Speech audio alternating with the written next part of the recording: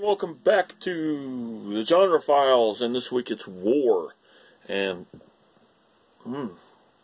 of course, like I said last week, I'm going to try to throw some horror into each one of these genres. So it was kind of a stretch, but war and horror meets World War Z. Starring Brad Pitt, directed by Mark Foster, who also directed Christopher Robin, which just came out on Blu-ray, which I absolutely loved. Also, Finding Neverland and Monsters Ball, all three really solid films.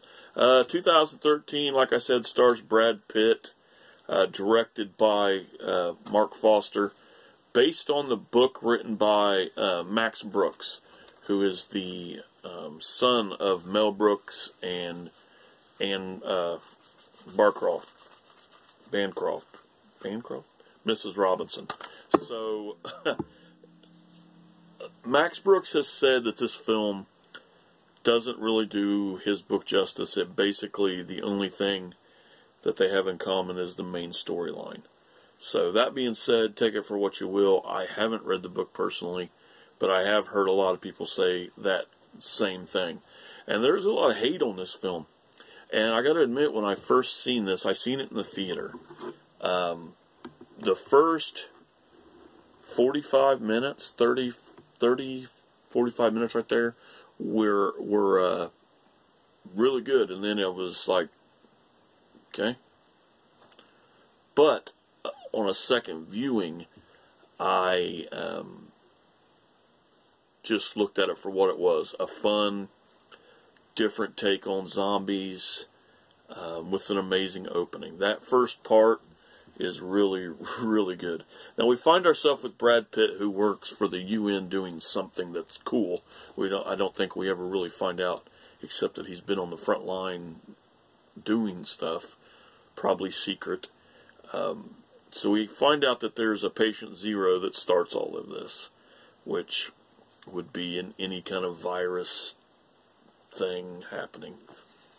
Now they need to find out where this patient is. So they come after the beginning of this film that's nuts, where the zombies or infected, I forget what they actually call them for a little bit. When we first start seeing these guys like devour this town, they're not eating brains or guts like you would think in a traditional zombie film. These guys are just spreading the virus. That's all they're doing. They are biting and running and biting and running and biting. So it's just like a collective that's taken on the form of these crazy zombie people. So we're past that now. We're on the aircraft carrier. We're trying to figure out what to do. Brad Pitt decides to help, even though he's retired, because his family's going to get kicked off the aircraft carrier because only essential personnel, they only have room for essential personnel that are actually doing something for the cause. Okay, so they have a doctor, a young doctor, that thinks he knows exactly what to do. He's broke this down. It sounds good. They got a great plan, and they go to find this patient zero, and what happens to him, no matter how many times I watch this, and if it spoils it or not, I don't care. He trips and falls with his gun and shoots his own self in the head. And no matter how many times I watch that, I absolutely lose it. I laugh my ass off. Like, I don't know why that is so damn funny to me, but it really is. That's probably a highlight of the film. Just the comedic way that it's not comedic. The unintentional comedic way that this happens is hilarious. But anyway, we find ourselves trying to locate patient zero, and it's like, oh, it's not here. Oh, it's over here. No, it's not here. Oh, it's over here. Maybe it's here.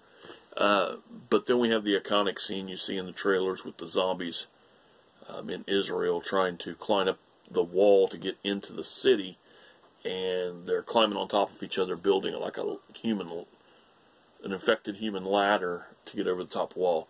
And that is such a cool scene to see on film. And then, of course, we figure everything out, and we find a way to do this. Whether or not it's the end, we don't know. But we do know now because that's been 5 years, and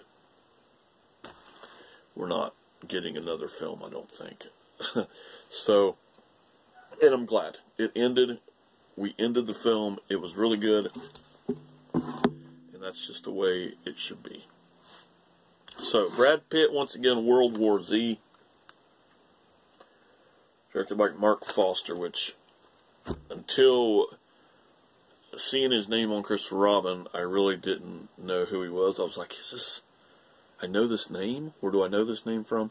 Probably Monsters Ball is the one that I know the most out of these, so that's probably where I've seen it at. But yeah, 2013, if you haven't seen it, check it out. I really don't think it deserves all the hate it gets. It's not exactly what people, fans of the book, wanted, but for those of us who have not read the book, it's a solid movie. So until next time, guys.